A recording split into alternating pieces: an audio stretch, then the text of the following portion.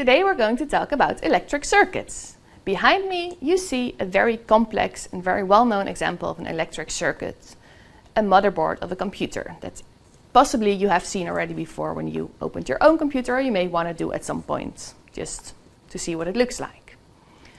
So what do we see in this electric circuit? We see lots of different components and we see lots of lines between them.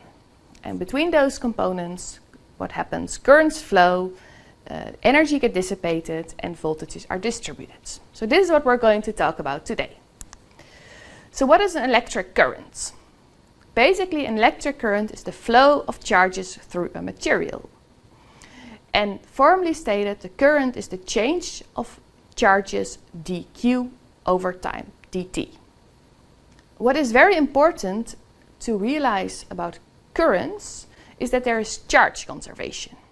And charge conservation is one of those important conservation laws in physics that tells you anything that comes in has to either way stay or go out. It cannot miraculously appear, neither can it miraculously disappear. So anything that goes in, goes out.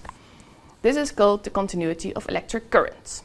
And this is also depicted in the picture below, where you can see that, for example, I1 and I2, they have to be the same, simply because there is no way out or no way in of current, and there's no place to store charges. And so the same statements you can make about I3, I4 and I5. Basically, the current of I1 goes all the way before the crossing to I3, and then it splits into two cases. So some part of the current will go into I3 and the other parts will go into I4 and I5. So this is about currents. So what can happen to currents?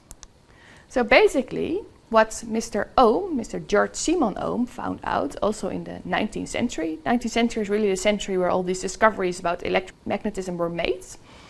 And what he did just like Mr. Coulomb. He built a very simple setup where he had a very controllable resistance, and he investigated what would happen for this constant resistance if he changed the current or if he changed the potential.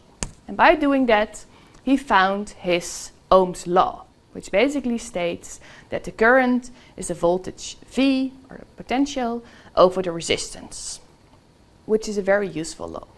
And not only that, there's another way to formulate this. It is basically saying that R, the resistance, is 1 over G. And G comes from Geleitung, but in English it's actually conductivity.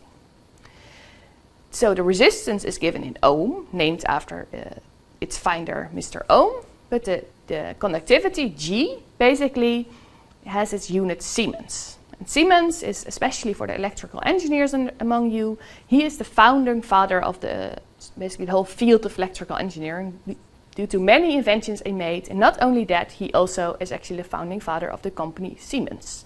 So in that way, I guess he's a real role model for us TU-based students and researchers. Okay, so this is the resistance and the conductivity. So what happens, how can we play with resistors? So one way to play with resistors, as we saw on the motherboard, is we can put them in series. So for example, in this case, you see on the beginning, you see electromotive force, this is the epsilon. So this is basically the battery, and then we can, in series, so behind each other, we can put two resistors, R1 and R2. So now if we think about what happens to the voltage, if we go through the circuit, we can again think of the analogy of the mountain. So with the mountain, what idea is at the beginning of the battery, we're on top of the mountain, which is basically we have added a lot of potential energy. And then if we go through the circuit, we basically go all the way down to the bottom of the mountain. And this way we have dissipated energy. Typically with resistors, this leads to them heating up. If we think about it going through these resistors, we can notice that if we look at the potential, simply the total resistance of the two resistors can simply be summed, can be added. So this leads us to the law that says if we have resistors in series, they can simply be summed up. So what if we have resistors in parallel? If we have resistors in parallel, what happens is that if you think again of the mountain, you start from the top, but the river, the current basically splits, goes through two lakes or resistors or what you want to call it, and then goes down the mountain. And if you think of that analogy, it becomes obvious that the voltage over the two resistors is the same, but the current is split.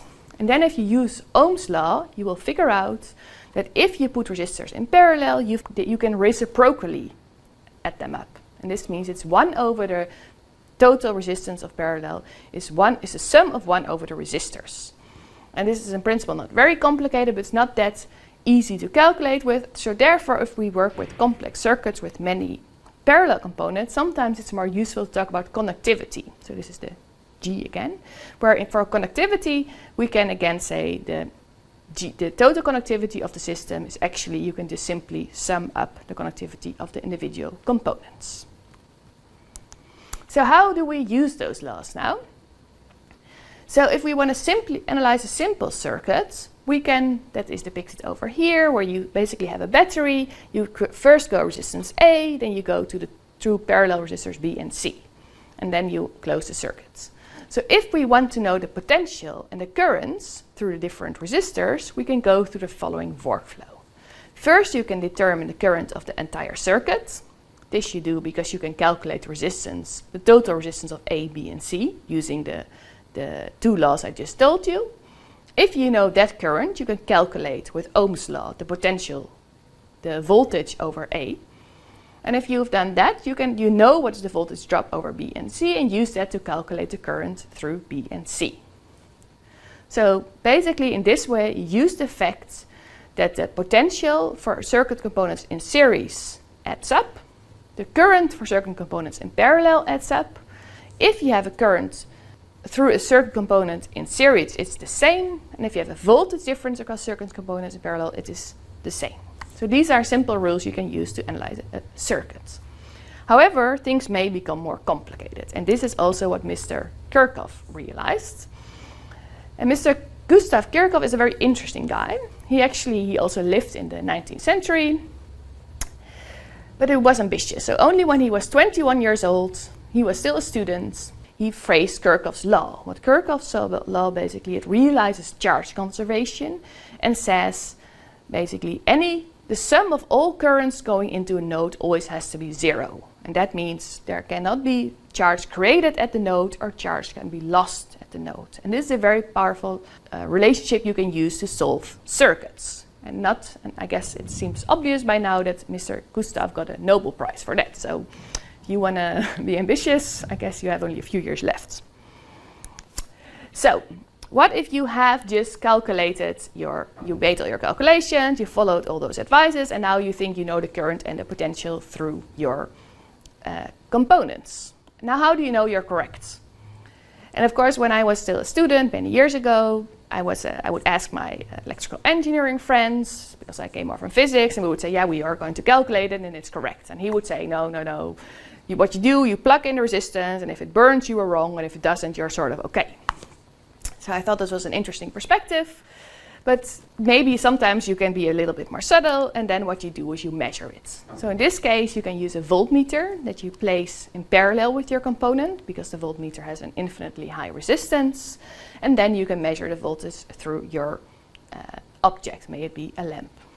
Or you use an ammeter. An ammeter measures the current, and therefore needs to be in series, and therefore also needs to have a sort of approximate a 0 resistance, and if you put that in 0, you'll measure the current through your components. Okay, so with this, I come to the end of this unit. I thank you for your attention. I wish you good luck with your examples and exercises.